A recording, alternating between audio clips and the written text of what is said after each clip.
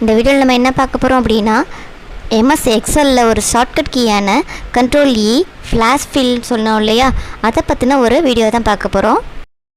இப்போது எக்ஸலில் உங்களுக்கு ஒரு டேட்டா கொடுத்துருக்காங்க. அதில் வந்து பார்த்தோன்னா ஃபஸ்ட்டு காலமில் employee number, first name, last name மூணும் சேர்ந்து ஒரு டேட்டாவை ஒரு காலமில் ஒரு டேபிள் ஃபுல்லாக கொடுத்துருக்காங்க. உங்களோட டாஸ்க் என்னது அப்படின்னா, அந்த எம்ப்ளாயி நம்பர் வந்து செகண்ட் காலம்லையும், ஃபர்ஸ்ட் நேம் தேர்ட் காலம்லையும், செகண்ட் நேம் வந்து ஃபோர்த் காலம்லையும் இருக்கிற மாதிரி தான் நீங்கள் டைப் பண்ணி உங்களுக்கு டாஸ்க் முடிச்சு கொடுக்கணும் அப்படின்னு சொல்லியிருக்கிறாங்க. அப்படின்னா நீங்கள் என்ன பண்ணுவீங்க, அந்த டேபிள் பார்த்து எம்ப்ளாயி நம்பர் ஃபஸ்ட் காலம், ஃபஸ்ட் நேம், செகண்ட் நேம் அடுத்தடுத்த காலமில் டைப் பண்ணி இப்படியே நீங்கள் டைப் பண்ணிகிட்டே போனீங்க அப்படின்னா அது பெரிய டாஸ்க்காக இருக்கும்.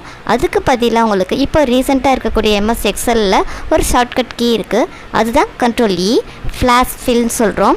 இதில் நம்ம என்ன பண்ணிக்கலாம் அப்படின்னா, ஃபர்ஸ்ட் வந்து நீங்கள் செகண்ட் காலமில் ஒரு செல்லில் மட்டும் நீங்கள் எம்ப்ளாயியோட நம்பர் கொடுத்துட்டு மீதி அடுத்த செல்லுக்கு எல்லாமே ctrl+E கொடுத்துட்டீங்க அப்படின்னா ஒரு மர்ஜ்டு டேட்டாவிலேருந்து நீங்கள் சொன்ன டேட்டாவை ஸ்ப்ளிட் அப் பண்ணி கொடுத்துரும். இதே போல் தான் ஃபஸ்ட் நேமுக்கும் லாஸ்ட் நேமுக்கும் நீங்கள் ctrl+E கொடுத்து நீங்கள் டேபிள் ஃபுல்லாகவே ஸ்ப்ளிட் அப் டேட்டா எடுத்துக்கலாம்.